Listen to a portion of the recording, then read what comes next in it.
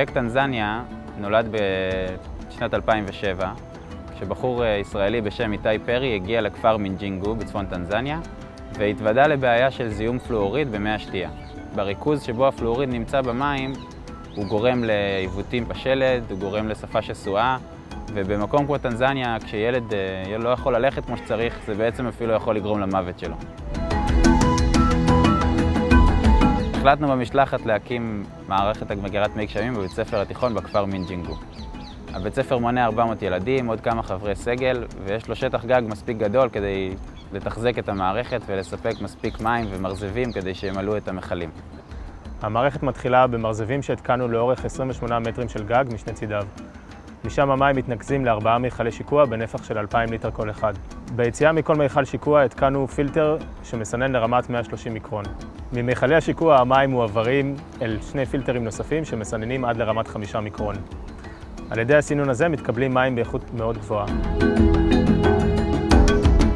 העבודה נמשכה 7 ימים בכפר, שהם היו 7 ימים מאוד מאומצים, בהם 5 חברי הקבוצה עבדו מסביב לשעון ביחד עם המתנדבים המקומיים ותלמידי בית הספר. במקביל לבניית המערכת בבית הספר עסקו חברי הצוות בהעברת פעילויות חינוך שונות לילדי בית הספר. פעילויות החינוך סבבו סביב הכרת חלקי המערכת ותחזוקתם ושימוש נכון במי שתייה שנאגרים במערכת. נושא אגירת מי הגשמים לא זר למקומיים, אבל הם לא מכירים את הטכנולוגיה שבה אנחנו השתמשנו בצורת מיכלי שיקוע ונפח אגירה, שילוב של פילטרים ומשאבה. הקהילה המקומית מאוד התרשמה מתכנון המערכת, וניכר שהיה רצון עז לשכפל את המערכת במקומות נוספים.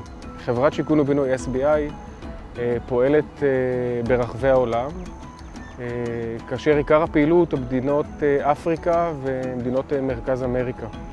הפרויקטים שהחברה בוחרת לקדם ביחד עם הקהילה המקומית נועדים בעצם לבנות יכולת מקצועית ולחזק את היכולות של הקהילה המקומית, אם זה באמצעות חינוך, אם זה באמצעות שיפור תשתיות של הקהילה המקומית. זה חלק מתפיסת עולם, חלק מתפיסת הקיימות של החברה, שבעצם מדברת בין היתר על חיזוק קהילה מקומית, השקעה בקהילה ופיתוח יכולות בקרב קהילה מקומית דווקא באותם אזורים שבהם הקהילה המקומית צריכה.